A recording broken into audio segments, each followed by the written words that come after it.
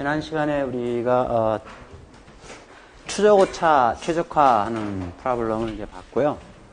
이제 여기 남은 모델이 3개가 있어요. 3개가 있고, 그 다음에 그 Principal Component Analysis를 본다고 했는데, 제가 예전 Practice Question을 보니까 후반부에 또 나올 거기 때문에 여기서 괜히 급하게 할 필요는 없을 것 같아요. 그래서 걔는 다음 기말 시험 범위로 남겨놓고 오늘 여기까지 하도록 하겠습니다.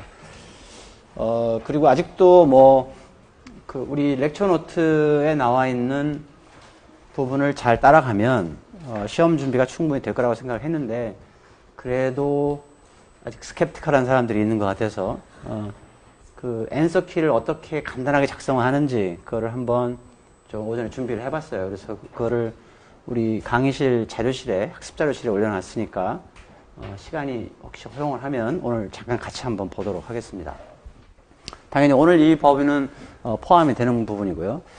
지난 시간에 프리뷰만 간단히 했는데 뭐냐면 이제 자산 배분을 함에 있어서 포트폴리오의 기대 수익률을 극대화하자. 이거는 이제 우리가 이제 알고 있는 프로블럼이고요. 근데 여기 보니까 이제 subject to 이제 bar constraint가 있는 거예요. value at risk constraint가. 그래서 이제 이렇게 놓고 보면 얘의 기대값을 극대화하는 것은 맞는데, 포트폴리오의 수익률은 어쨌든 랜덤 베리어블이니까 기대값을 취한 거잖아요. 그죠?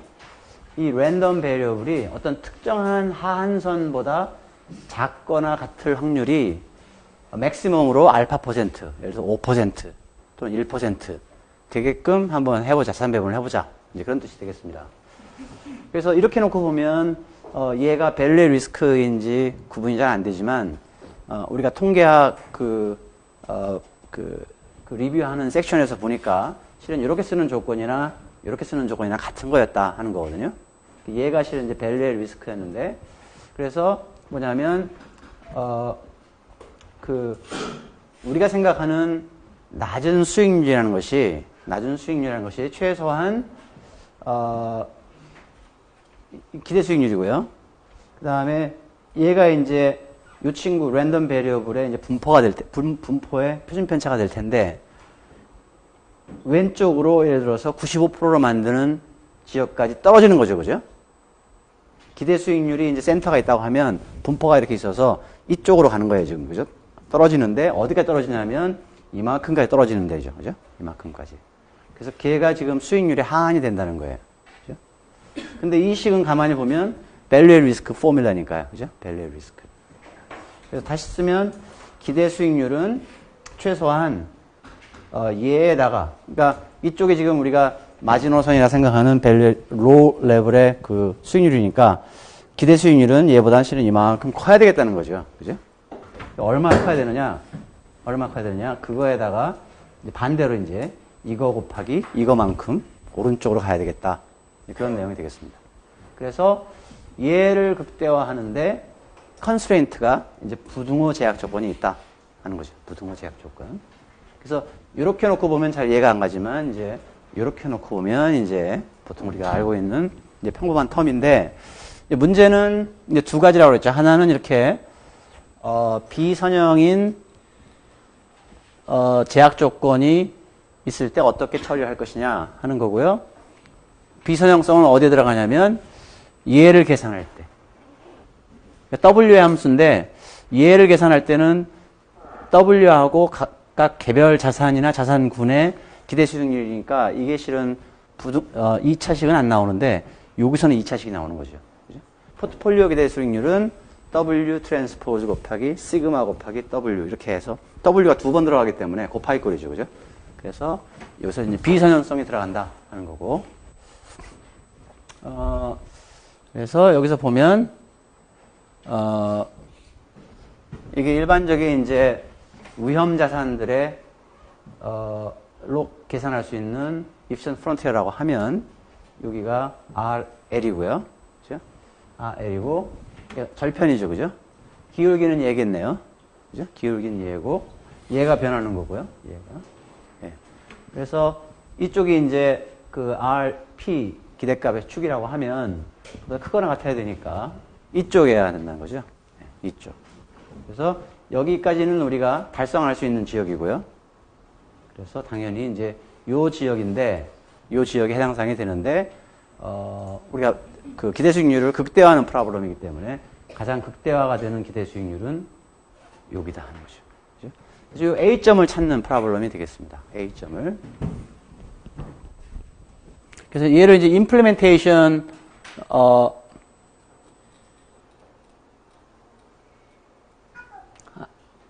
하는 건데요. 그래서 지금 여기 밑에 있는 이제 샘플 예제는 이제 스탁하고 반드만 두 개 있다고 하고, 리스크 프로파일이 이렇게 주어졌다고 치고요. 코릴레이션까지, 코베런스까지 주어졌다고 치고, 이제 요 프로블럼은 이제 이렇게 하고, 이제 full investment condition, 그 다음에 short sale constraint가 없다. 있는 거죠, 그죠? short sale constraint가 있는 겁니다. 그래서 마이너스가 안 되는 거죠, 그죠? 예. short sale이 허용이 안 되는 케이스가 되겠습니다. 그러면 이제 여기만 이해를 하면 여러분들이 이제 쉽게 할 수가 있는데요. 아까 얘기한 것처럼 포트폴리오 기대 수익률은 개별 자산 기대 수익률 벡터의 투자 비중을 곱한 것이다 하는 거고요. 트랜스포즈를 해서 얘는 이렇게 한 거에 스퀘어루트를 취한 거니까 조금 전에 위에서 봤던 그 식을 여기가 원래 얘였거든요. 얘는 greater than equal to 하고 이렇게 나와 있었었는데 얘를 집어넣고요. 그 다음에 얘는 상수고, 그 다음에 얘도 상수고, 그 다음에 얘는 이제 들어가는 거고요. 그래서 이제 W가 들어가는 항을 전부 왼쪽으로 밀 거예요. W가 들어가는 항목은 얘하고 얘잖아요. 그죠? 여기까지 된 거예요. 그래서 결국 이게 W의 함수죠? 그죠? 얘는 알려져 있는 값을 우리가 집어넣는 값이고, 얘도 알려져 있는 것이기 때문에 결국 이 전체는 결국 어떤 미지의 함수일 것이다. W의 함수일 것이다 하는 거고요. 얘가 얘보다 커야 된다. 크거나 같아야 된다. 이거죠, 그죠? 그래서 이제 얘를 임플리멘테이션 할 때 얘를 이제 선형화를 시키는데요. 이 함수가 2차식이기 때문에 어떤 특정한 값, 투자 비중값 하에서 이렇게 지금 리니어 어프락시메이션을 하는 거죠. 그래서 어떻게 하는가 하면 이 W 함수에다가, 즉 이거에다가 W0를 그냥 대입을 합니다. 그러면 알려져 있고 W도 알려져 있으면 요 값에서 알려져 있으면 그냥 어떤 값이 되겠네, 그죠? 어떤 값이 되겠어요. 그 다음에 얘를 1차 미분합니다. W에 대해서. 1차 미분에서 역시 마찬가지로 얘를 플러그인 하고요. 그 다음에 W-W0 이렇게 쓰거든요. 그럼 W0는 우리가 지금 요 점에서 한다고 했으니까 요 점은 알고 있는 점이에요. 알고 있는 점이고 얘가 지금 미지수라는 거예요. 얘가. 그러니까 이렇게 써놓고 보니까 얘는 상수고요. 이렇게 곱하면 어떤 상수 곱하기 W가 되는 거고요. 그 다음에 상수 곱하기 상수가 되는 거죠. 그죠? 그러면 이제 나중에 이제 요거만 남고 요거만 놔두고요. 이렇게 나머지는 다 넘겼습니다. 이렇게 상수. 여러분이 나는 마이너스 14% 이하로 떨어지면 안 되겠다. 마이너스 14%. 근데 마지노선이다, 그게. 그러면 마이너스 14%가 되는 거예요. 이게. 그 다음에 이거는 이제 그 옵티마이제이션을 할 때 이 점을 계속 변화시켜가면서 해볼 거거든요. 예. 그 점이니까 알려져 있는 값들이 될 거고. 여러분들은 부등호식을 이렇게 쓰면 되겠네요. 어떤 C라는 어떤 뭐 행렬이든 벡터든 뭐가 있고요. C, 그 다음에 얘는 우리가 알고 싶은 미지의 수고요. 투자 비중. C 곱하기 W, C,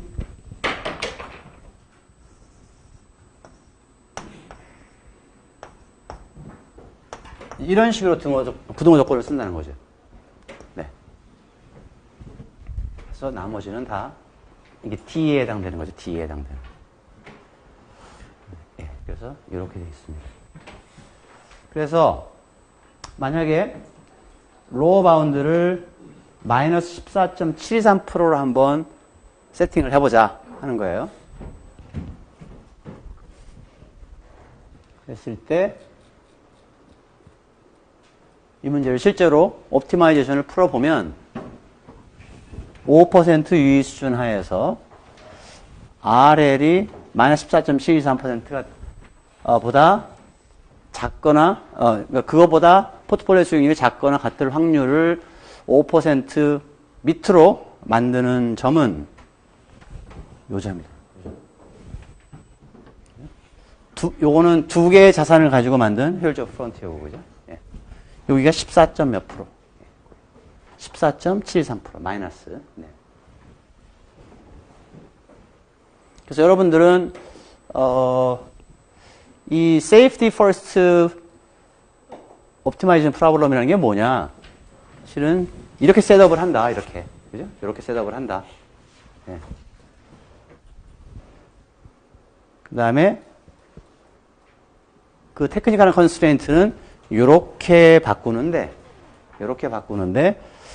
C에 해당되는 게 얘고 그다음에 D에 해당되는 게 얘라는 거.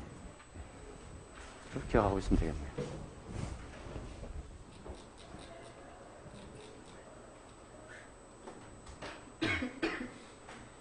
그래서 나머지는 뭐 여러분들이 읽어보면 뭐 쉽게 알 수 있는 거고요. 코딩을 한번 보면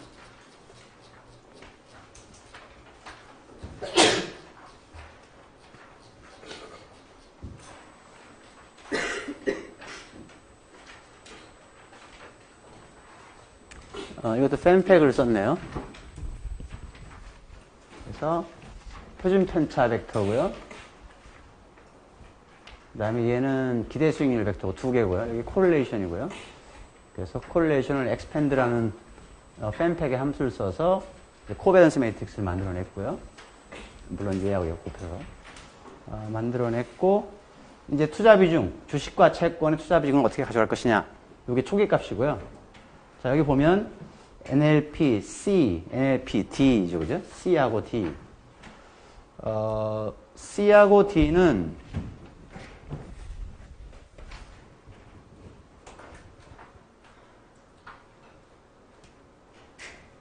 어떻게 줬나 한번 보니까 NLPC는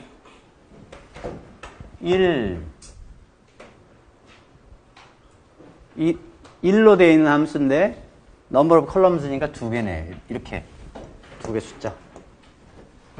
ones의 1,2거든요. ncol이라는 게 컬즈라는 게 우리가 앞에서 정의하기를 지금 자산이 몇 개냐? 두 개다. 이거거든요. 두 개. 그래서 ones를 하나, 두 개니까. 그죠? 이렇게 된 거죠. D는 0으로 해놨네요. D는 0. 이렇게 해놨고요. 그 다음에, 요게 이제 C 파트고, 요게 D 파트고요. 그 다음에, A 곱하기 W는 B다. 이건 등호 조건이죠? 그죠? 등호 조건은 어떻게 썼나 봤더니, 원즈에 이것도 마찬가지로 1이고요. B는 1로 되어 있네요. 그래서 여기에 W1, W2를 곱해주면 더해서 1이 되는 조건이잖아요. 그죠? 그 다음에 여기 바운드가 0에서 1이니까요. 0에서 1이니까 얘가 0에서 1 사이에 바운드가 되어 있다. 즉, 그 조건을 했고요. 그 다음에는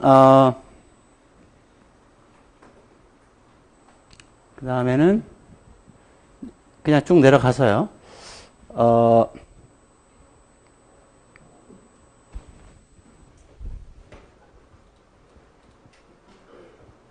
요게 이제 목적 함수고요. 요게 이니셜 개수가 여기 들어가거든요. 그러면 이제 그 미니마이제이션 하는 그러니까 NLP 마이너스를 붙인 기대 수익, 포트폴리오 기대 수익률을 최소화시키는 이제 함수 푸는 방법이 이제 얘가 지금 하는 거고요. 근데 안에 들어가 보니까 이런 식으로 되어 있네요.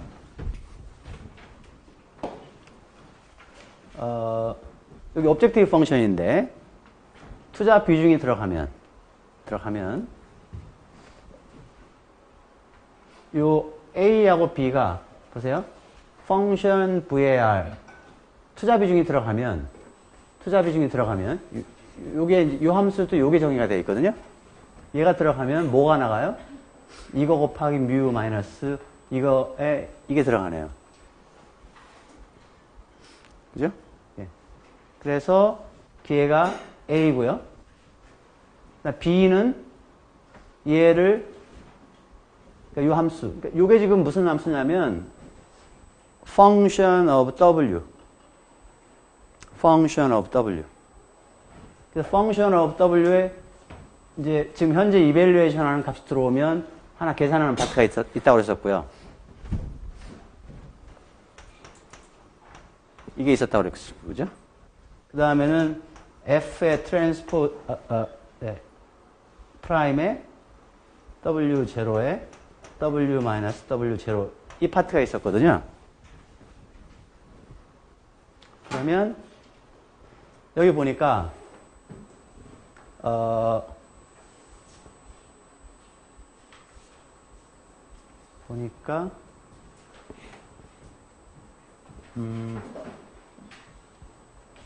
W에 대해서 1차 미분을 한 거고요.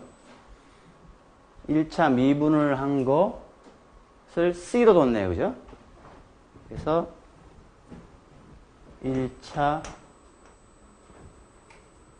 미분한 것을 C로 두고 곱하기 W가 이제 요 B를 정의하고 이렇게 대입해주면 이제 C가 정의가 된 거고요. D는 나머지 오른쪽에 있었던 거. R에 L 마이너스 뭐 곱한 거 있죠. 예. 그 나머지 D. 요게 D입니다. 이렇게 앞에 있는 식을 보시면 요 식을 가만히 보면 한번 비교를 해보세요. 요 식을. C가 여기서 정의가 됐고요. F 트랜스포즈로. D는 이렇게 정의가 됐어요. 그래서 지금 이 함수를 미니마이즈 시키는 거거든요. 보니까 뮤 트랜스포즈, 그러니까 W 트랜스포즈 뮤의 마이너스죠. 그죠? 이게 포트폴리오의 수익률이죠. 걔에 마이너스를 붙인 거예요. 얘를 최소화 시키는 거거든, 지금. 얘를. 컨스트레인트가 뭐가 있어요? 여기서 보니까 C하고 D가 여기서 걸리고, 그 다음에 이거 밖에서 글로벌하게 A와 B가 결정이 되어 있고요. 그렇게 돌아가게 되어 있습니다.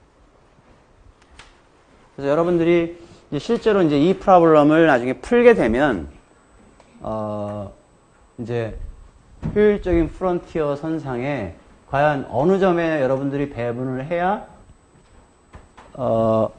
이를테면 마이너스 14.7%보다 더 얻게 되느냐, 95% 확률을 가지고. 그 프로블럼 풀 때는 어딘지 모르죠, 그죠?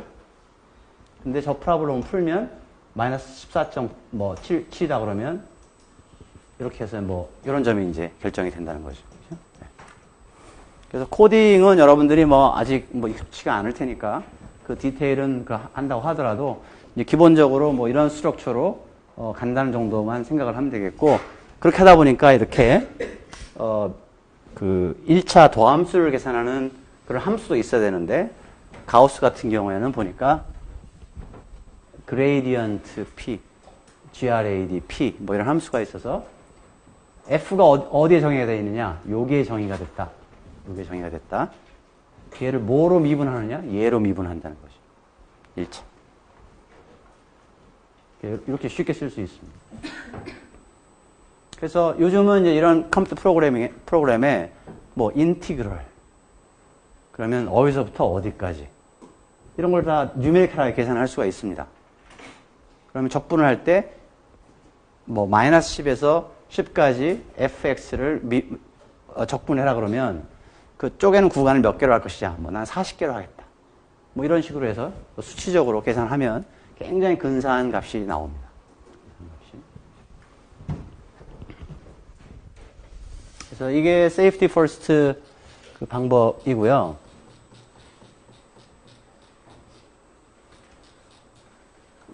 그래서 이 뭐 safety first라는 방법은 실은 이렇게 lower bound든 밸류의 리스크든 자기가 감내할 수 있는 손실 수준 이런 것들을 먼저 고려를 하고 자산 배분을 한다는 거죠.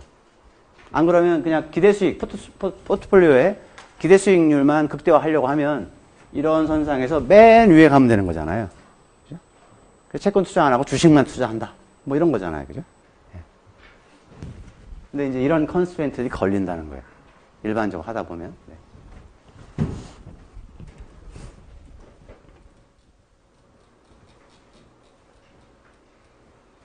그래서 이런 예를 들어서 투자할 수 있는 자산군이 예를 들어서 뭐 5개 주요 인더스트리다.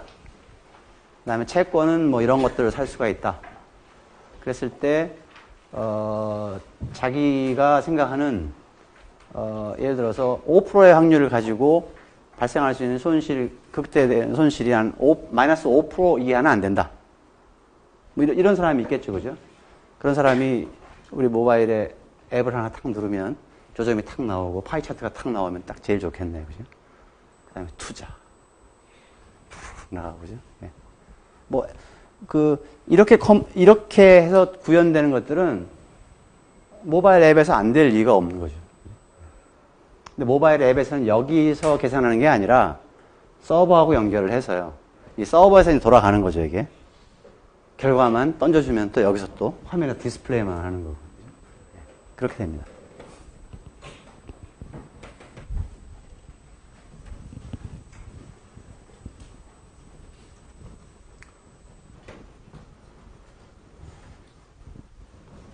다음 익스텐션은 여기 보면 이제 컨디셔널 바 옵티마이제이션 뭐 이제 이런 것도 있어요. 그래서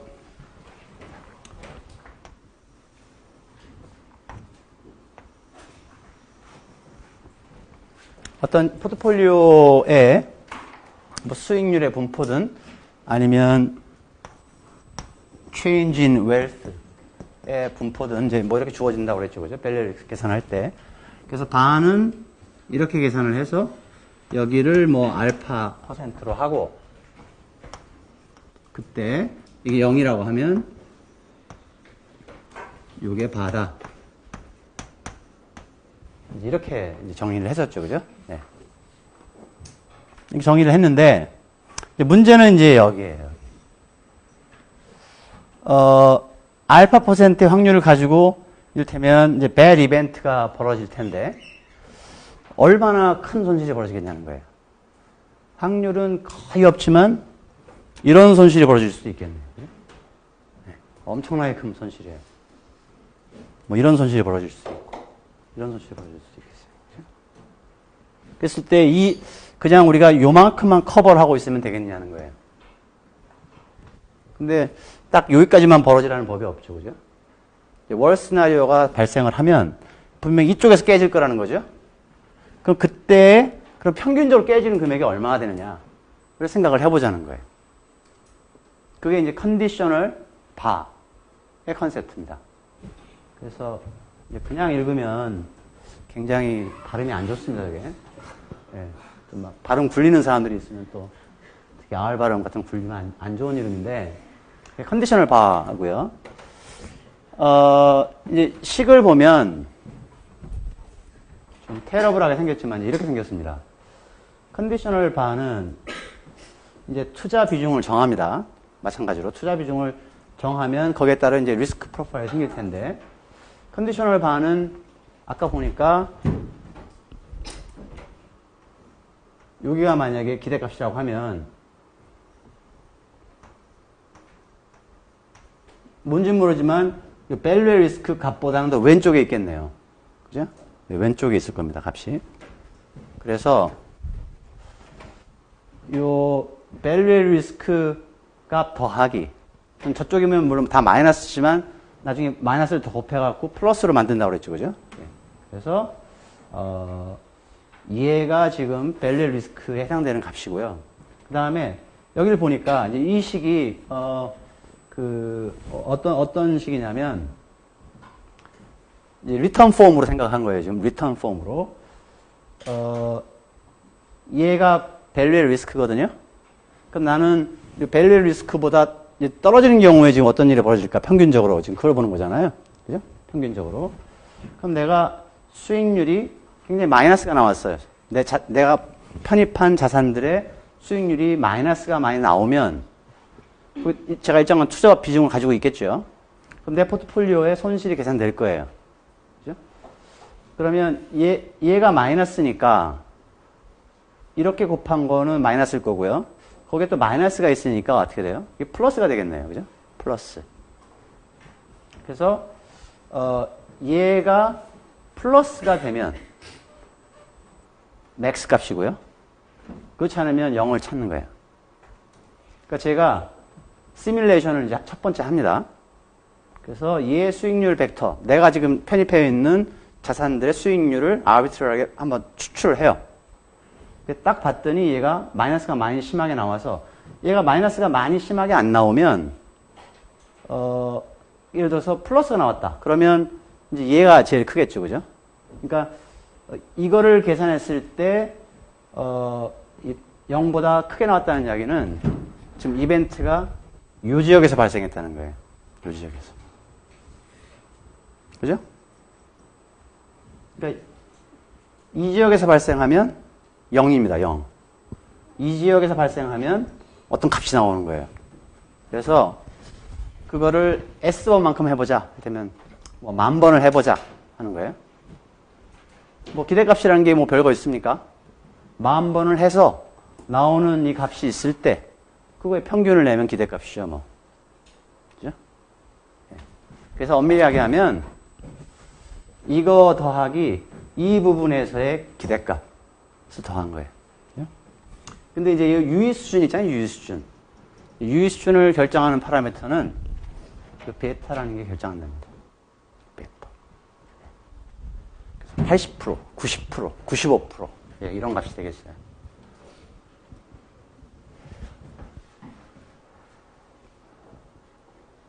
그래서 이 전체 값은 average loss고요. 평균. 만약에 손실이 실제로 발생했을 때 그때 평균적으로 로스가 얼마나 될까 하는 값이고요. 그 다음에 여기는 보통 conditional excess loss라는 게 이제 우리가 얘기하는 이제 이렇게 되는 거고요. 그래서 그것을 처음으로 이제 한 사람들이 이제 그 플로리다 쪽에 있는 그 통계학자들인가 뭐 그런 분들일 거예요. 락커펠러하고 유리사이프라는 분들이 2000년도에 시작을 한 겁니다. 그래서 이 프로블럼은 베타는 여러분들이 유의성을 생각해서 여러분들이 어사인하는 값이고요. 그래서 90%, 뭐 95% 하는 거고요. 그 다음에 시뮬레이션 개수도 여러분들이 정하는 거고요. 그 다음에 모델의 파라미터는 뭐냐면 이 값 자체가 모델의 파라미터가 됩니다. 이걸 찾습니다. 그래서 이니셜 개수가 투자 비중, 자산군의 개수, 그 다음에 더하기 1, 2. 그렇게 찾습니다.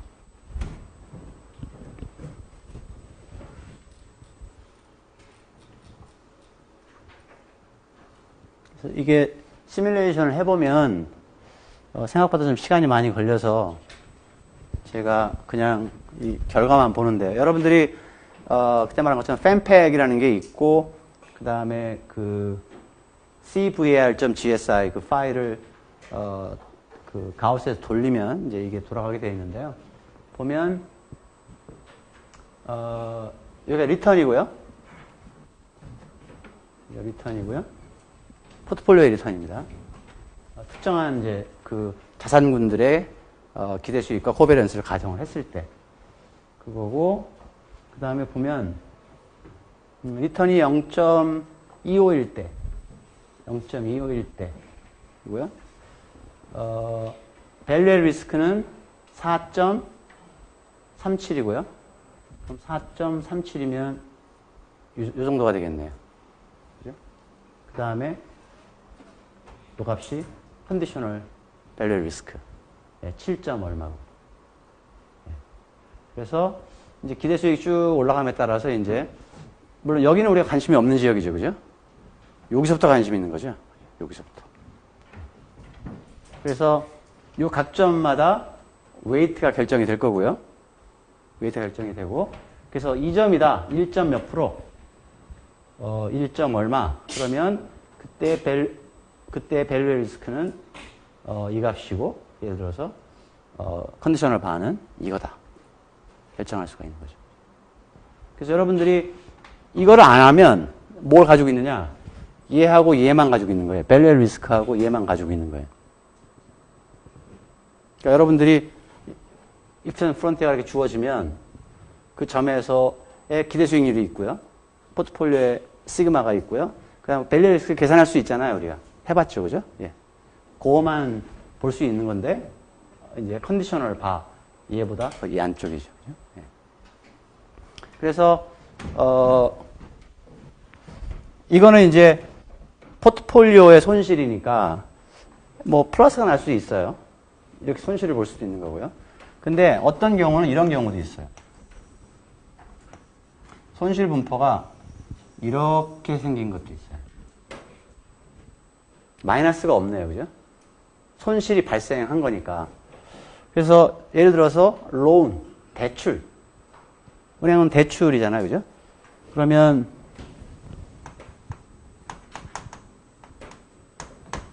오블리거가 무슨 뜻이에요? 우리말로 차주, 돈 빌리는 사람. 네, 근데 고객이에요. 그죠? 은행에서 입장에 보면 고객이죠. 고객이 개인일 수도 있고 기업일 수도 있겠네요. 그죠? 이 사람은 레이팅이 있을 거예요. 그죠? 뭐 1등급에서 12등급.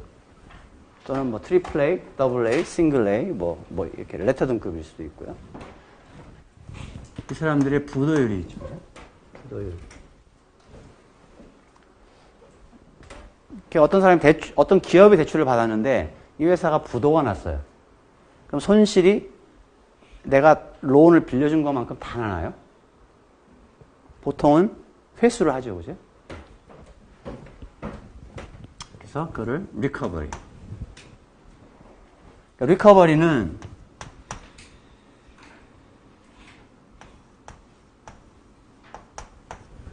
이 i번째 차주의 loss given default.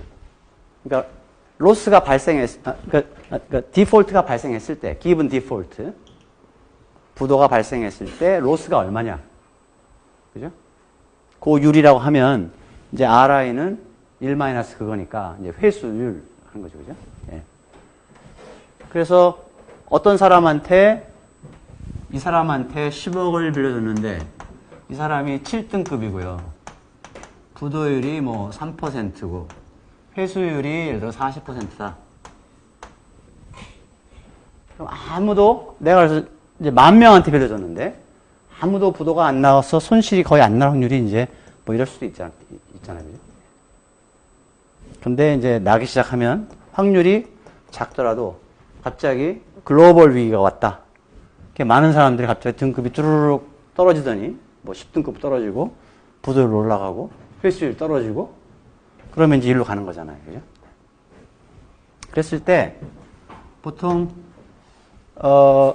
은행을 생각해 보면 은행은 시장 위험, 즉 주가, 환율, 이자율 변화에 따른 은행이 운용하는 자산들의 수익률, 그거에 대해서 밸류 리스크를 계산을 해서 그것도 커버를 하고 있어야 되는 거지만 마찬가지로 크레딧 리스크,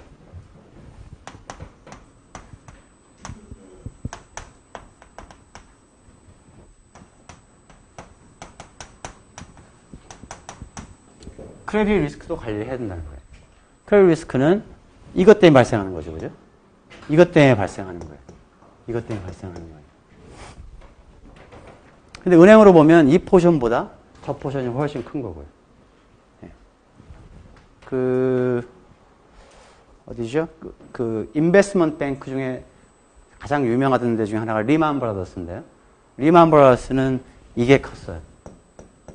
근데 이것이 큰 거일 수도 있고요. 실은 CDS라고 해갖고, 크레딧 디폴트 스왑이라고 해서, CDO. 이게 여러 가지 복합된 파생증권. 그러니까 파생증권에 막 이렇게 하는 것들이 있죠. 그러면 왜 파생증권을 만드냐면 이렇게 포트폴리오를 짰더니 너무 위험한 거예요. 그래서 얘를 쪼개는 거예요. 쪼개가지고 좀 안전한 거는 좀 안전하게 팔고, 그 다음 건 좀 더 비싸게 하고, 그 대신에 이제 위험 등급이 다른 거죠. 그죠? 그래서 이런 친구들이 다 들어가가지고 어떤 풀을 만들었는데, 얘를 가지고 뭘 만들고, 또 얘하고 또 다른 이걸 묶어서 또 얘를 만들고, 이렇게 하다 보니까 위험이 이제 파악이 안 되는 거지. 위험이. 그렇게 되면 일부 이거이기도 하고, 이제 이거이기도 하고, 이제 그런 경우가 생길 수도 있는데요. 어쨌든, 그랬을 때, 은행 같은 경우가 만약에 이제 이런 경우를 대비해서 예를 들어서 10조를 가지고 있어야 된다. 근데 10조 가지고 안 될 수도 있다는 거예요. 이런 일이 벌어지는 걸 대비를 해야 되기 때문에. 그렇죠? 그러니까 보통 우리가 뭐 4대 은행, 국내에서 5대 은행 중에 하나가 잘못돼가지고 문을 닫는다. 뭐 생각하기도 싫을 거예요, 여러분들. 그죠? 아마 그 후로 한 5년 동안 여러분 취업이 아무도 안 될걸요, 아마. 너무 불안정해서, 이거 해서. 그래서 이제 전에는 규제당국이 여기까지만 생각을 한 거예요. 여기까지만. 근데 지금은 이제 이쪽도 생각을 해야 된다. 근데 마찬가지로 이 방법론은 이쪽 프레임워크에서 봤지만 그 방법을 이렇게 하면 이제 여기가 밸류의 리스크가 되는 거고요. 그죠? 크레딧 리스크가 되겠네요. 그 다음에 여기에서 올라가서 기대값. 이렇게 찾을 수도 있습니다.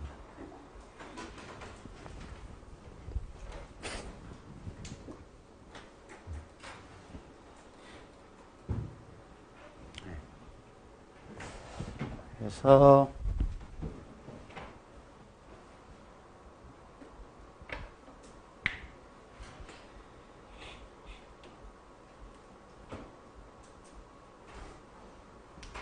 여기가 지금 프론티어는 이렇게 생겼잖아요. 이렇게 생겼지만 그래서 이피션트 프론티어하고 모양이 비슷하게 생겼는데 여기는 수익률 축이고요. 여기는 무슨 축이에요? 이 밸류의 리스크 축이네, 그죠? 컨디셔널 밸류의 리스크. 그러니까 전에 우리가 봤을 때는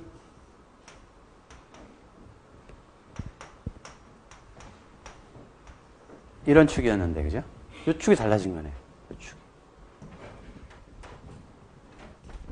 근데 여러분들한테 만약에 이 컨디셔널 밸류의 리스크 프론티어하고 그냥 밸류의 리스크 프론티어하고를 같이 한번 그려봐라. 그럼 어디다 그릴 거예요?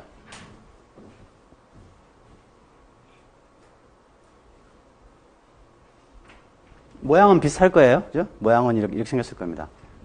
이게 좀 더 이렇게 있어요? 이렇게 있어요? 밸류의 리스크 프론티어가. 왼쪽에 있어야 되겠지, 그죠? 또 작은 값이니까. 아마 이렇게 생겼을 겁니다. 이렇게.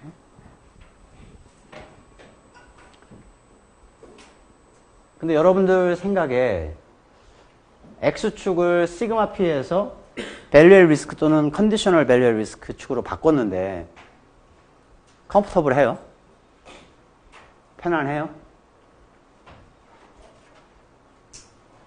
편안하지 않을 거예요, 그죠? 뭔가 로직이 있을 것 같죠, 그죠? 근데 답은 어쨌든 같습니다.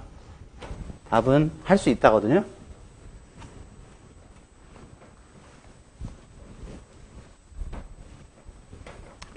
제 스케일에 걸맞지 않게 너무 작게 그렸는데 어쨌든 이제 저게 이제 스탠다드한 프론티어가 되겠죠, 그죠? 네. 그러면 밸류의 리스크의 포뮬러를 한번 보는 거예요. 봤더니 시그마 P, 뮤 P, 포트폴리오의 기대 수익률 마이너스 1.645, 5%일 때 시그마 P 이렇게 돼 있었거든요, 모양이. 그죠? 네, 이렇게 돼 있었습니다. 얘는 상수란 뜻이죠? 얘도 상수란 뜻이에요. 얘는 보니까 이렇게 변하는 거네요. 네. 그러면 이 축을 시그마 P 대신에 VAR 알파축으로 바꿀 수 있냐는 거예요. 바꿀 수 있네요. 그죠? 예. 상수가 상수니까 그러면. 특히 우리가 얘를 도출을 할 때 리턴들을 이걸 썼잖아요. 컨티뉴어스 컴파운드 리턴을 썼잖아요. 그리고 뭐라고 가정을 했어요? 정규분포 한다고 가정했잖아요. 정규분포. 정규분포를 가정했기 때문에 가능합니다. 그냥 축만 요축에서 이렇게 갈아탄 거예요. 이렇게. 예, 이퀴벌런트합니다. 여러분도 아시잖아요. 그리고 또 요점에서 밸류 리스크를 계산할 수 있잖아요. 그죠? 그래봤자 뭐 이게 나올 텐데요. 뭐. 그러니까 요거 만들 때 W가 결정을 짓는 거고요. 예. 그래서 이 매핑이 되는 겁니다.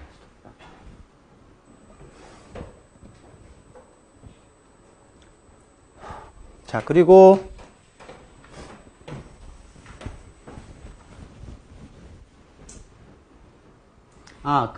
아까 이제 그 컨디셔널 밸류 리스크를 계산할 때 보면 시뮬레이션을 한다고 그랬죠? 시뮬레이션을 어떻게 할까? 아까 이 분포를 만들어내기 위해서 어떻게 할까? 이제 그건데 내가 자산군이 예를 들어 5개다.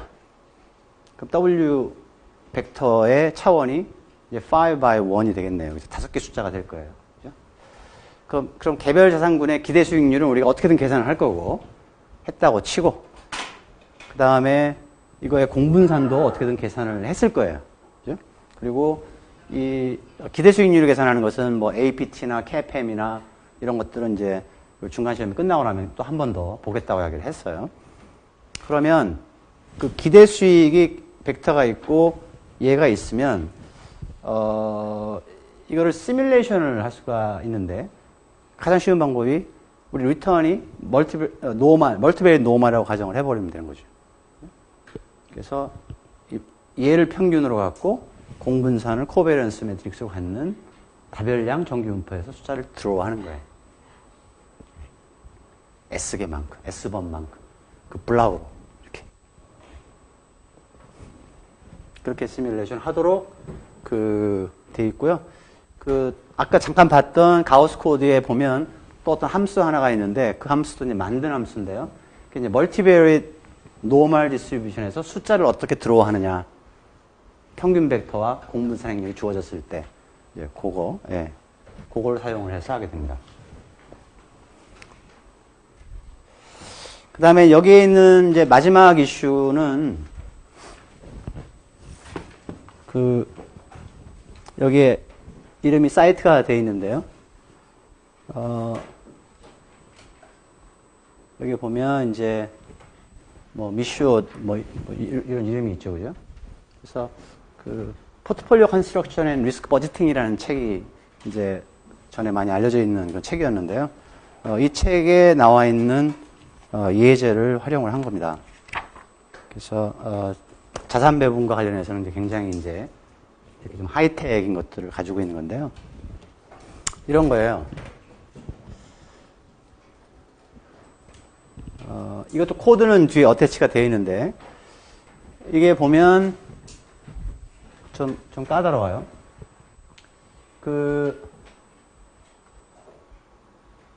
처음에 여러분들이 자산군의 평균 벡터하고 코베런스 매트릭스가 있고 이게 다별량 정규분포를 한다고 생각을 하면 샘플링을 할 수 있다고 했습니다. 샘플링을 했는데 그러니까 어떻게 하냐면 자산군이 5개면 5개의 숫자를 그 평균 벡터와 코베런스 매트릭스 같도록 5개 숫자를 딱 들어가는 거잖아요. 내 샘플이 근데 그 평균 벡터와 공분산을 만들어내기 위해서 내 데이터가 예를 들어서 뭐 60개월치 데이터가 쭉 있다. 그러면 자산군 1번의 수익률의 벡터가 그게 이제 60개가 있고 두 번째 거 60개 이렇게 쭉 60개가 있겠죠, 그죠? 걔를 어떻게든 활용을 해갖고 지금 기대수익도 계산했고 코베런스 매트릭스 계산을 했어요. 그리고 나서 그 평균 벡터와 공분산 거기에서 숫자를 원래 데이터와 같은 차원으로 똑같이, 그러니까 60 by 5을 다시 계산합니다. 다시. 그러면 그랬을 때 지금 5개 시리즈가 60개의 관측치가 있으니까 평균을 계산할 수 있죠. 다시. 그죠? 평균을 계산합니다. 그리고 그거의 코베런스 매트릭스를 다시 계산합니다. 나는 지금 그 센터가 되고 있는 원래 데이터를 가지고 계산한 기대 수익과 공분산은 가지고 있는 거고요. 그거를 멀티베리노만 한다고 가정을 하고 샘플 사이즈와 동일하게 데이터를 한번 추출을 해서 평균과 분산을 계산한 거예요. 그래갖고 그거를 마치 기대 수익과 공분산인 것처럼 해갖고 옵티마이제이션을 풀어봅니다. 그랬더니 뭐 이런 선이 나올 수도 있겠죠. 프론티어가. 샘플링 에러가 있을 거예요. 그죠? 또 해보니까 또 이렇게 나올 수도 있고요. 이렇게 나올 수 있고. 여러 개가 나온 거예요. 근데 여기 바깥에 맨 밖에 이렇게 있는 거 있잖아요. 얘는 원래 데이터의 평균 벡터와 코베런스 매트릭스 계산하면 얘가 이렇게 나오고요. 그 다음에 샘플링을 하면 다 이렇게 안쪽으로 들어옵니다. 이렇게. 그러니까 이 이야기는 뭐냐면 평균 벡터가 원래 내가 그 기대 수익률 벡터를 집어넣는다고 했는데 얘가 조금씩 다른 값이 들어감에 따라서 이거의 로케이션이 이게 달라지는 거잖아요, 지금. 그죠? 예. 그래서 왜 이런 프로블럼 우리가 걱정을 해야 될까 하는 거예요. 그러면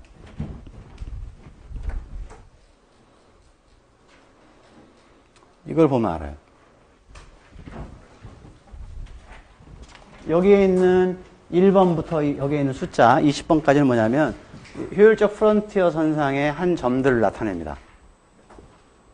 그래서 어떤 특정한 점은 자산군을 하나를 요만큼 투자, 요만큼 배정, 요만큼 배정한 거예요. 그래서 거기에서 좀 더 다른 기대 수익과 포트폴리오 시그마를 가져오는 점을 찾아보면 얘를 좀 느리고 줄이고 좀 늘리고 뭐 이렇게 지금 간다는 거거든요. 그래서 이렇게 쭉 한번 보세요. 여기가 좀 문제성이죠. 그래서 예를 들어서 어떤 뭐 연금 뭐 이런 데에서 주식에 예를 들어서 200조를 투자를 하는데 200조까지는 안 되겠네요. 뭐 한 100조라고 칩시다. 100조. 여기서 일로 가고 싶어요. 좀 더 위험을 지고 수익을 더 많이 얻고 싶어요. 그러려고 그러면 얘는 없앨 거 아죠, 그죠? 이미.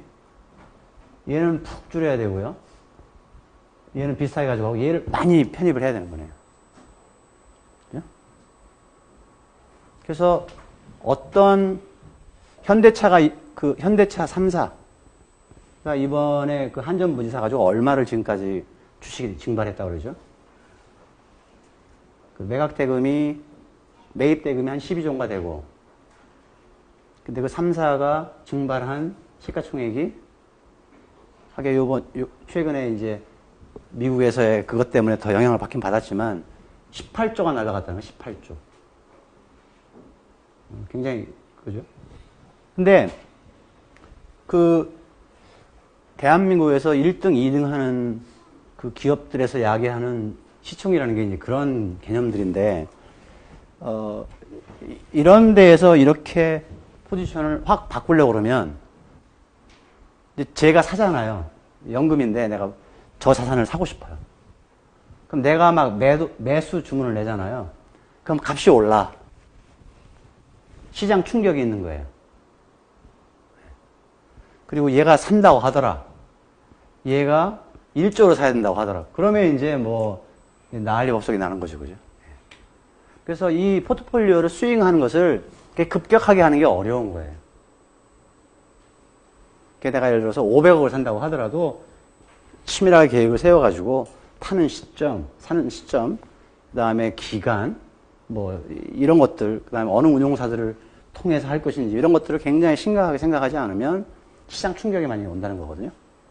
내가 더 비싸게 살 수도 있는 거고요. 또 자기가 팔고 싶어도 팔아야 될 것들이 있잖아요. 팔아야 될 것들. 내가 막 내기 시작하면 이제 폭락하기 시작하는 거예요. 한꺼번에 그 물량이 안 나오거든요. 예. 그래서 그런 게 있기 때문에 밑에 있는 걸 보면 어때요? 이렇게 쭉 포트폴리오 변해가면서 위에 거보다는 상대적으로 좀 덜 변하는 게 나올 거예요. 특히 저쪽에서. 그죠? 좀 그래주얼하게 변하잖아요, 여기보다는. 그래서 그게 이제 이 리샘플 포트폴리오를 계산하는 건데요.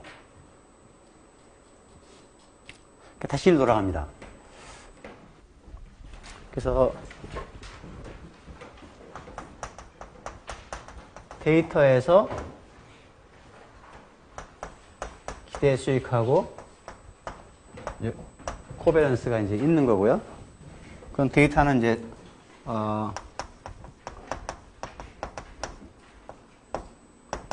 관측 수가 있겠죠, 그죠? 그래서 여기서 멀티베이트 노멀에서 얘를 얘만큼 들어합니다. 그래서 이거 다시 계산하고요. 다시 계산합니다. 네. 이렇게 해서 입슨 프론트를 그리고요. 그러면 이제 이렇게 나올 거 아니에요. 프론티어가 이렇게 나올 거 아니에요, 그죠? 미니멈 밸런스 포트폴리오, 맥시멈 밸런스 포트폴리오. 그러면 얘 어디서 미니멈이 되는지를 얘를 찾습니다. 얘를. 그리고 맥스가 되는지를 찾습니다. 이렇게. 그리고 이 구간을 쪼개는 거예요. 내가 예를 들어서 이 구간을 50개로 쪼개겠다. 50개로. 쭉 가는 거예요. 그러면 얘가 첫 번째가 1번, 랭크 1번. 얘가 랭크 2번. 3, 4, 5, 6, 7, 8, 9, 50. 그냥 다시 얘로 옵니다. 얘를 드로우해서 샘플링을 해서 샘플링 우리말로 표본 추출이라고 했어요. 그죠? 또 해서 계산하고 옵티마이제이션 해서 해봤더니 두 번째 거는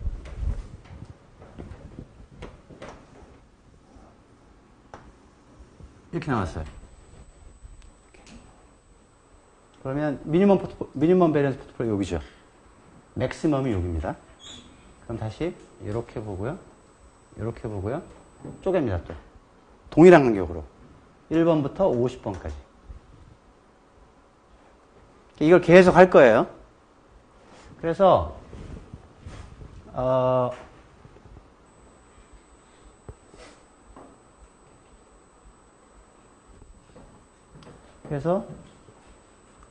요 첫 번째는 요 첫 번째 갖고. 그러니까 얘를 만드는 웨이트가 있죠, 그죠? 얘를 만드는 웨이트가 있을 거예요. 그래서 그거를 여러 번 해서 예를 들어서 10만 이게 시간이 많이 걸립니다, 이게. 3,000번을 했다. 3,000번을 하면 3,000개의 랭크 1 포트폴리오가 생기겠죠. 3,000개의 랭크 1 포트폴리오. 그럼 3,000개의 랭크 1 포트폴리오는 1이면 얘가 이제 3,000개라는 거고요. 자산군이 만약에 1, 2, 3, 4, 5가 있다고 하면 이게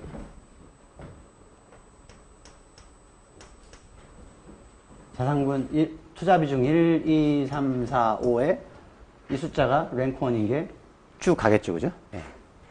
그러면 요거에 에버리지를 계산합니다. 요 웨이트의 에버리지. 그럼 5개 숫자가 나오겠네요, 그죠? 예를 들면. 그 다음에는 랭크 2 포트폴리오. 그 다음에 이거의 랭크 2 포트폴리오. 마찬가지로 이렇게 있겠죠? 그럼 또 평균을 구합니다. 그거를 쭉 하는 거예요. 랭크 우리가 50까지 있다고 했으니까 그러면 랭크 50까지 있을 때 각각의 에버리지 포트폴리오가 있다고 그랬죠. 그죠? 에버리지 포트폴리오가 있다고 그랬어요. 그럼 랭크 1의 에버리지 포트폴리오에 투자 비중이 있으니까 그 투자 비중을 여기에 곱합니다. 그 다음에 얘를 사용을 해서 이렇게 계산하면 되잖아요.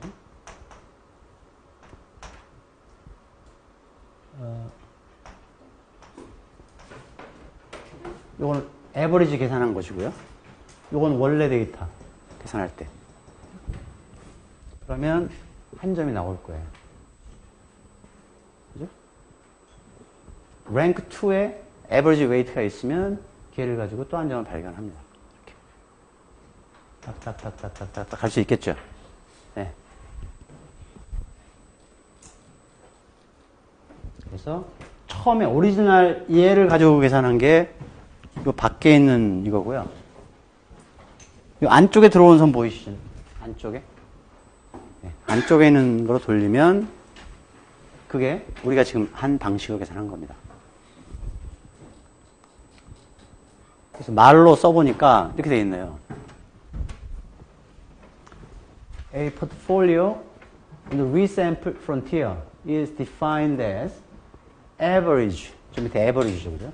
Average of the rank associated mean variance efficient portfolios. 요 정의를 보고 저걸 생각하기는 좀 어렵겠지만, 그죠? 예. 보면, this means averaging of portfolios that have been given the same name. 즉, rank 1, rank 2, rank 3. 같은 사람들인데 표현하는 방식이 좀 다르죠. 미국 사람들이 표현하는 방식하고 우리가 표현하는 방식이 좀 다릅니다. Portfolios carrying rank 1 are the respective mean variance portfolios, while 이렇게 지금 되는 거고요. 미니멈 베리언스고 맥시멈 베리언스고. 그래서 얘가 1번, 얘가 50번. 그 다음에 the distance between the minimum variance and maximum variance portfolios is divided into equal parts. 아까 쪼갠 거야. 그렇게 계산했다는 거예요. 근데 실제로 코딩을 하려고 보니까 너무 지저분하더라고요, 저게요. 시간도 많이 걸리고. 그래서 우리 교수들이 많이 하는 게 이조교. 시간 있나. 네. 그래서 우리 이상한 우리 박사과정 그때 학생이 가우스로 코드를 짠 게 요 챕터 밑에 마지막으로 들어와 있고요.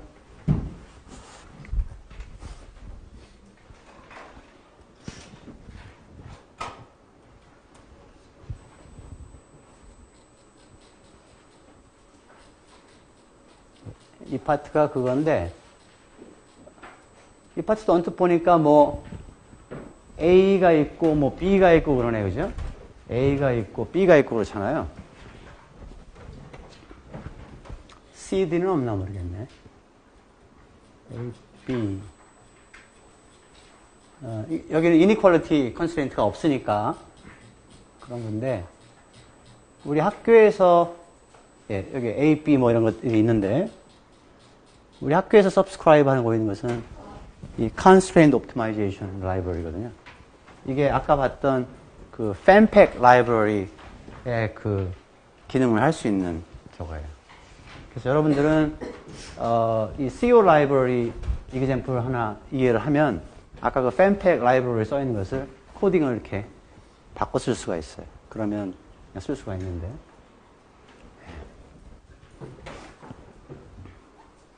그래서 마지막으로 본 example이 여기 있는 resampled frontier 뭐 그런 것이 되겠습니다.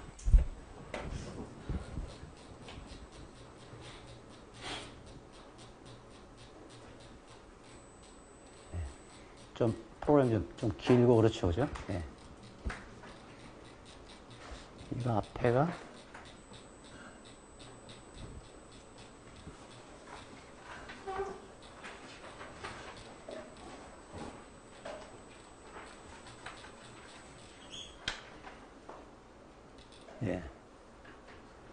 처음 이게 뮤하고 시그마가 지금 요거 이야기하는 거고요.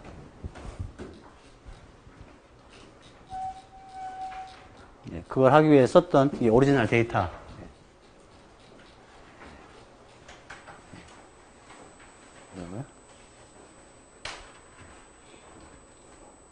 근데 이 데이터를 처음에 만질 때는 우리 조교가 그때 미국에 없어서 제가 이걸 타이핑을 다 했습니다. 이거를 책에 있는 걸 가져와야 되기 때문에. 네. 그때 시간이 많이 남았어요, 그죠? 네. 혹시 여기까지 중에 질문 있나요? 지금 여러분들이 이제 좀 더 이제 컴포터블 하려고 하면 우리 재무경제 1, 2 이런 데에서 그런 이론 같은 것들이 왜 이렇게 피트가 되게끔 이렇게 맞느냐. 뭐 two-fund separation theorem 이를테면 우리 캐피탈 마켓 라인 선상에서 왜 이 프론티어 선상의 마켓 포트폴리오, 텐전트 포트폴리오하고 그 다음에 이 선상에 있는 요점에서의 위험 자산에 대한 배분 비율이 똑같으냐. 뭐 이런 것들은 실은 이론을 공부를 해야 할 수 있는 그런 것들이거든요. 그래서 추가적으로 그런 거 필요하면 이제 그런 클래스에서 들으면 되겠고요. 그래서 여러분들은 미니멀한 그런 정보를 가지고 또는 여러분들이 만약 미리 들었으면 그거를 가지고 실제로 이제 실행하는 쪽으로 저희가 포커스를 맞춰서 커버를 했습니다. 여러분들이 뭐 다 이해를 하는 것 같으니까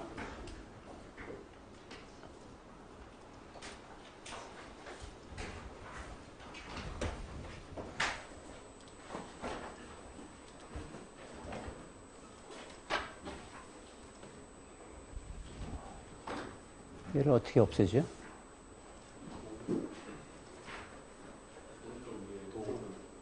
도구? 네, 도구에? 도구하고 아무것도 안 했는데. 그냥 한번 보세요. 예를 들어서, 이렇게 심플 리턴을 정의한다고 했을 때, 이 데이터가 monthly frequency다. 월별 데이터다, 그러면. 그랬을 때, 연율화된 심플 리턴을 어떻게 계산하느냐. 뭐, 이렇게 처음에 1을 시작해서요. 첫 번째 달 수익률이죠. 컴파운딩이 이렇게 가는 거죠. 그죠? 곱하기, 곱하기, 곱하기로 간다는 거예요. 그래서 1년이 되면, 그러니까 이렇게 온 거죠. 그죠? 과거에서 이렇게 온 거죠. 현 시점까지. 와서 마지막에 프린시플을 빼준다. 그러면 12개월, 즉 1년짜리 심플 리턴이 된다. 근데 Continuous Compound Return 이 RT라고 하면 이거의 이퀴벌런트한 얘는 어떻게 계산하느냐. 얘는 당연히 더하기 꼴로 된다. 그죠? 더하기 꼴로 된다. 그래서 곱하기보다는 더하기가 쉽다. 뭐 그런 뜻이 되겠어요. 그 다음에는 왜 이런 것들을 계산하느냐. 그럼 여러분들이 12개월 전에 스탁 프라이스가 있으면 심플 리턴을 곱해줘야 이게 나온다는 거예요. 스몰 r을 하면 이 숫자가 안 나옵니다. 이 숫자가. 그래서 이거에다가 아까 한 1 더하기 RT 뭐 이렇게 쭉 곱해가야 얘가 나온다는 뜻이. 되겠죠?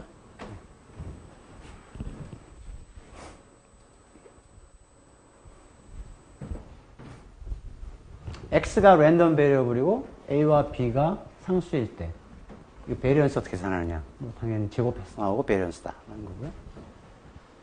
이게 만약에 벡터고 행렬이면 아니면 벡터고 벡터일 수도 있고 그죠? Z라는 게 예를 들어서 벡터다. 랜덤 베리어블 된 벡터다. 그러면 Z의 공분산 행렬이 시그마일 때 W 트랜스포즈 Z의 베리언스는 뭐냐? 앞뒤로 곱한다는 거죠. 그죠? 네. 앞뒤로 곱합니다. B를.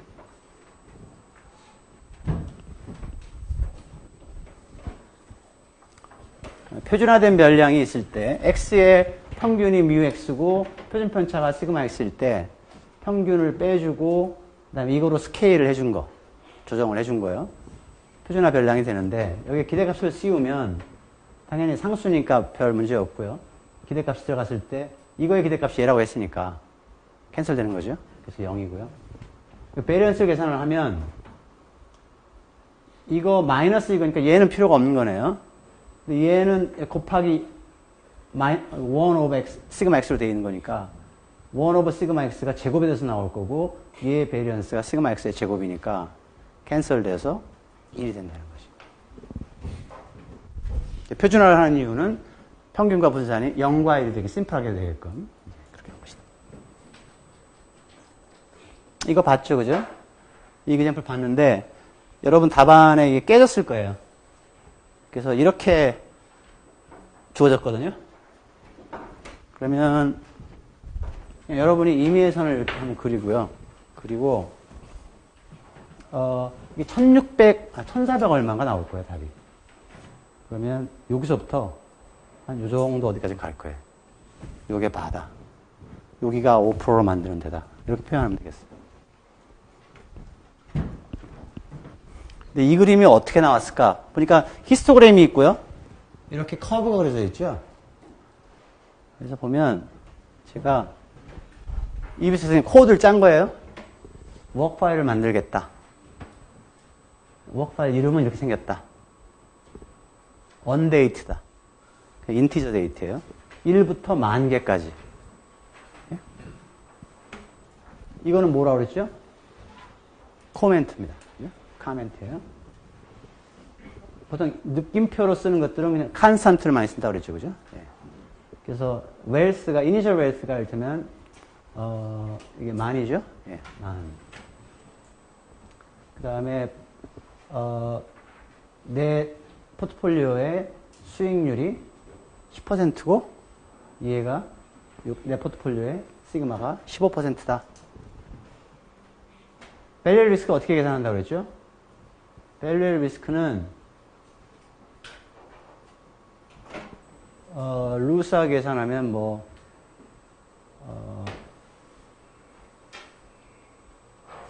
여기 보면 정말 미안한 이야기인데요. 심플 리턴이면 보통 우리가 캐피탈 R을 쓰고 정기 분파 안 한다고 그랬죠. 그죠? 네. 근데 그냥 심플 리턴이 그냥 R이라고 하고 R은 정기 분파한다고 그냥 가정을 해버린 거예요. 그냥. 네, 되게 미안합니다. 이거는. 네. 로그를 취한 게 실은 해야 되는 건데. 어쨌든 이렇게 주어졌기 때문에 리턴이 노멀한다고 주어졌죠. 그 뮤가 얘고 시그마가 얘라고 그랬습니다. 그러면 밸류 리스크는 이니셜 인베스트먼트 곱하기 이게 기대 수익이고요. 더하기 표준 편차의 마이너스 1.645. 계산해보면 1467. 그래서 아까 0에서부터 시작해서 1467. 거기까지가 밸류 리스크다 하는 거고요. 얘는 어떻게 그렸냐면 자 시리즈를 하나 만들어 보자. DW라는 시리즈를 만들 거예요. DW는 어떻게 만들었냐면 얘가 이니셜이 100이고요. 아주 만이고 곱하기 제가 랜덤 노멀 디스트리뷰션을 스탠다드 노멀 디스트리뷰션에서 뽑을 거예요. 몇 개를? 10,000개를요. 10,000개를 뽑을 거예요. 요 at sign r norm 랜덤 베리어블을 들어 샘플링하는 함수거든요. 얘가 이비스에 어디서? 노멀 디스트리뷰션에서. 그러면 평균이 0이고 표준 편차가 1인 데서 나오거든요. 그래서 걔를 평균이 이거고 표준 편차가 이거로 만들려면 어떻게 해야 돼요? 표준 정기 별량을 표준 편차를 곱하고 거기에다가 평균을 더해주면 돼요. 그 숫자를 이게 랜덤이니까 얘도 랜덤으로 되는 거네요. 그죠? 이 DW를 히스토그램을 그린 거예요. 지금 이렇게. 히스토그램. 자, DW라는 객체가 만들어졌잖아요. DW의 디스트리뷰션 플랫. 멤버 함수. 어떤 디스트리뷰션 플랫? 히스토그램. 네. 뭐 이거는 뭐 모르면 똑같이 하면 되는 거고요. 네. 그 다음에 여기 보니까 이 선을 어떻게 그리냐, 이 선을. 그러면 여기 보니까 DIST, NOM, NOFIL 이렇게 쓰면 노멀 디스트리뷰션을 쓴다는 거예요. 제가 얘를 10,000개를 추출을 했으니까 이런 식으로 걔의 평균이 있을 거죠? 걔의 표준 편차가 있을 거예요. 그거를 뭘 그래요? 노멀 디스트리뷰션을 그려서 히스토그램 그린 데다가 이런 식으로 써주면 슈퍼임포즈가 된다는 거예요.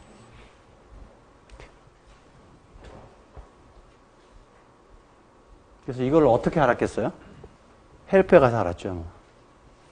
헬프에 가서. 옛날 이런 기능이 없었는데 사람들이 많이 이런 기능을 찾으니까 이제 이런 옵션들을 달아준 거예요. 되겠죠? 예.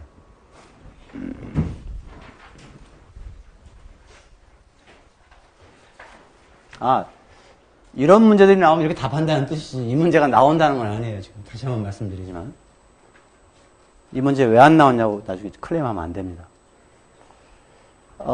아리마 모델에서 PQ를 정하는 방법은 아카이 K 인포메이션 크라이테리온 또는 슈왈츠 크라이테리온 같이 정보 기준 값을 먼저 계산한 다음에 이 값을 최소화시키는 PQ 컴비네이션을 찾는 거다.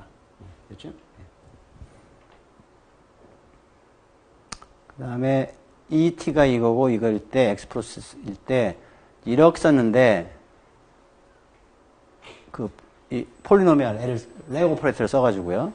그 다음에 얘를 전개를 이제 한 게 이제 이런 모양인데 이 X가 이런 식으로 쓸 수 있으려면 안정적으로 쓸 수 있으려고 그러면 무슨 조건이 있어야 되느냐?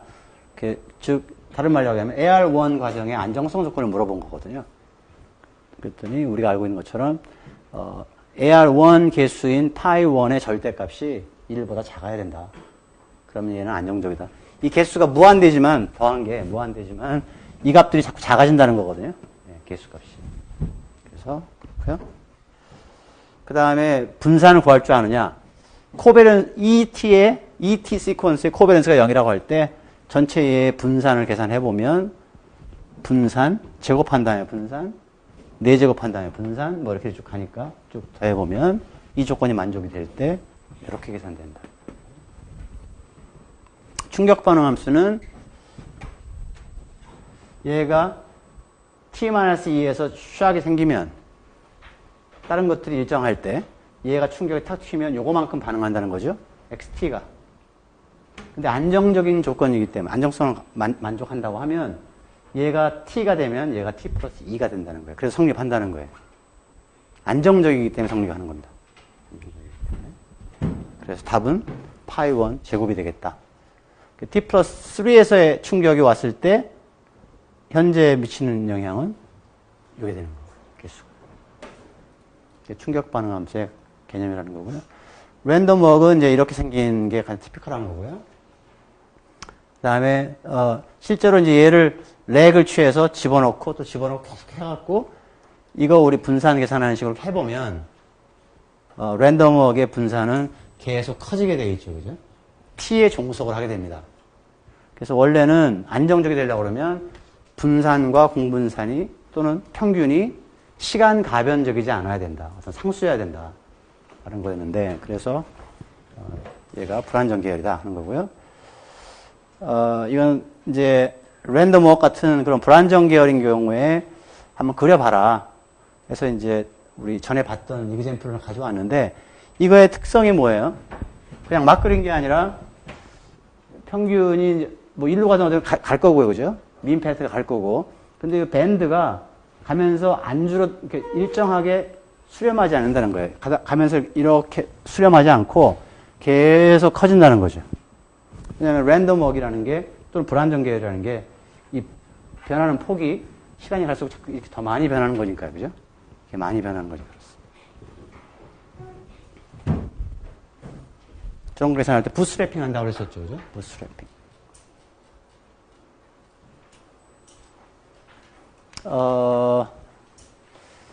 이게 코인트 레이트가 되어 있는지 보려고 그러면 이게 x1 변수, x2 변수니까 이 개수가 유의적이다. 뭐 이제 이런 내용이었었고요.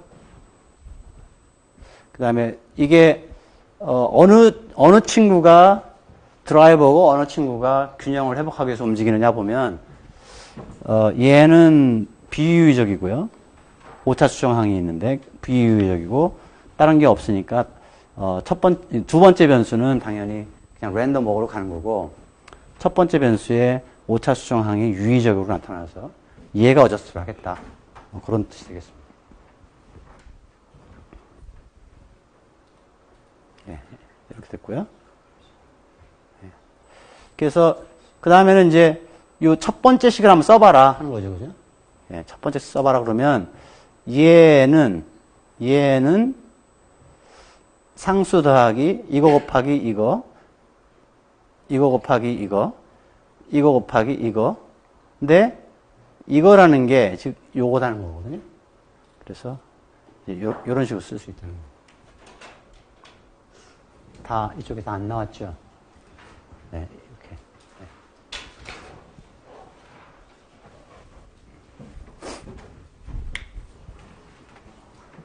그 다음에 히스토리컬 볼러틸리티나 뭐 EWM의 볼러틸리티나 가치 볼러틸리티들은 뭐 당연히 여러분들 쉽게 이제 찾아볼 수 있고요. 연율화 시킬 수 있다고 그랬죠, 그죠? 연율화 시키려고 그러면 월별 변동성을 계산했으면 월별 표준 편차를 계산한 경우에는 스퀘어 루트 12를 곱해주면 된다 하는 거고, 그 다음에 싱글 인덱스 모형 같은 경우에 하면 얘가 뭐 베타 1의 시그마 1의 제곱, 베타 1, 베타 2의 뭐 시그마 제곱, 베타 2의 제곱에 시그마 2의 제곱. 그러니까 요게 지금 3x3에다가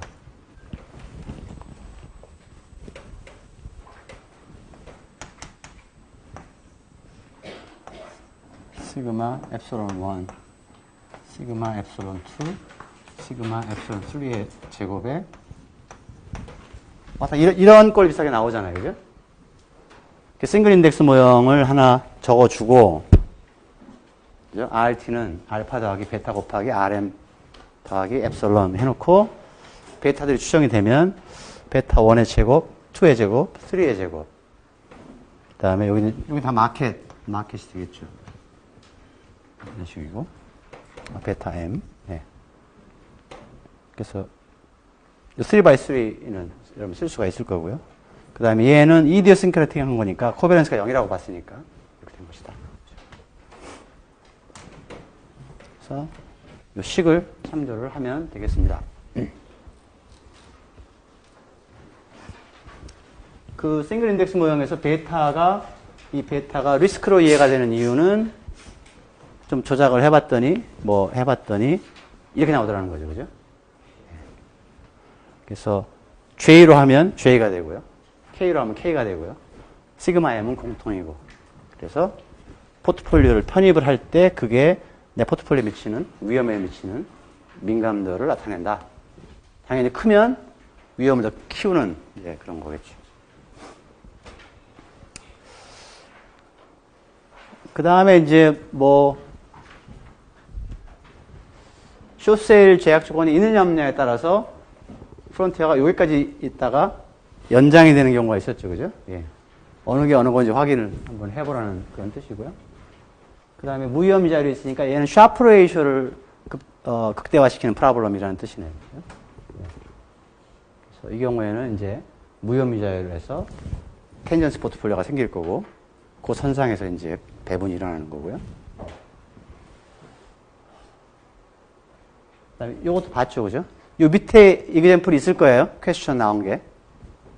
바 측정하는 문제 나왔었죠. 추적오차, 최적화 문제 세팅하는 건데, 얘는 그때 했죠. W 마이너스 벤치마크 W. 의 전체 트랜스포즈 한 거를 코베런스 매트릭스에다가 또 마찬가지로 이렇게 곱해준 거. 걔를 최소화한다. 그런 문제였었죠. 오늘 봤죠? 아직 잊어버릴 시간이 없을 텐데. 예, 오늘도 봤고요. 예. 초기에 스몰 스탁, 빅 스탁, SMB. 이건 알죠, 그죠? 예. 그래서 상해, 그러니까 스몰 스탁하고, 그렇죠? 그러니까 스몰 스탁의 평균 수익률하고 여기 이제 라지 스탁, 빅 스탁의 그 평균 수익률을 빼준 거죠. 마이너스 해준 거. 그래서 얘는 우리가 보통 이제 사이즈 팩터라고 부른다. 그렇게 얘기하면 되겠네. 얘는 스몰 마이너스 빅인데 얘는 기업의 규모를 나타낸다. 사이즈 팩터다. 이렇게 하면 되겠고요. 아니면 여러분 그냥 투자경제책에 아무 데나 가서 보면 S&P 팩터가 나올 거예요. 하다못해 이거 위키피디아에도 나올 거예요. 네. 그러면 그거를 그냥 해보면 되는 거고요. 이건 하이 마이너스 로인데요. 뭐가 하이고 뭐가 로예요? 무슨 레이쇼가? 북 투 마켓. 그죠? 북 투 마켓. 북 밸류, 장부 가치. 그다음 주식시장 가치, 마켓 밸류. 그죠? 예. 북 밸류가 있고요. 그럼 이 회사를 지금 팔면 그만큼 셀비지 할 수 있다는 거예요. 스크랩 할 수 있다는 거예요. 마켓 밸류는 주식을 다 팔면 소유권이 넘어가는 거죠. 마찬가지로. 그죠? 그랬을 때 이게 차이가 벌어질 수가 있다는 거죠. 북 밸류에 비해서 시장에서 저평가를 받고 있으면 밑에가 분모가 작아지겠네요. 북 투 마켓이니까. 그죠? 그런 스탁은 살 수도 있겠죠. 그죠? 근데 우리가 실제로 이제 해보니까, 하이인 쪽이 보통 우리가 얘기하는 밸류 스탁이라고 부르는 거고, 얘가 소위 말하는 낮은 거로 구성된 것들이 이제 그로스 스탁인데, 한국은 봤더니 누가 많이 잘하고 있었어요? 얘가 많이 잘하고 있었죠. 그죠? 얘는 뭐하고 같이 움직였어요? 코스닥. 밸류 리스크 보면서 퀀타일 여러분 봤을 거고요. 그죠? 누적 밀도 함수에서, 예. 나 사진 찍은 거예요, 지금? 사진 많이 찍히는 사람 때문에. 해찾기. 예. 해찾기도 좀, 목표세를 어디다 집어넣느냐, 예를 들어서. 그런 것도 볼 수 있겠죠. 그래서 여기에 있는 문제 중에 이제, 요 파트와 관련된 일부 문제들은 여기에도 좀 있습니다. 근데 제가, 타이핑을 하기가 너무 힘들어서, 여러분들이 그냥 한번 찾아보면 될 거예요. 예. 그래서 가능하면 어떤 식을 이해를 기억을 해야 되는 게 있으면 제가 힌트로 해서 달아줄 거니까요. 여러분들은 어떤 개념들 위주로 가면 될 것 같습니다. 그리고 여기에서 예를 들어서 이거 스페이스라는 게 지금 이런 스페이스를 이야기하는 거예요. 네. 네. 여기는 우리가 포스커밍인데요. 채권들도 있고 여기 이제 에셋 프라이싱도 있고 듀레이션, 컨벡시티 이런 이야기들 쭉 있고요. 보면 이게 바젤 2의 아까 봤던 PD, 부도 확률, 로스 기본 디폴트 이런 것도 나오고요. 여러 가지 좀 복잡한 식들이 많이 나와 있는데 이제 이런 것들도 있고. 네. 그래서 이런 내용들 그래서 여기서 지금 보니까 주성 분석 이야기 나와서 이건 이제 커버 안 했고 다른 이야기들은 나중에 하도록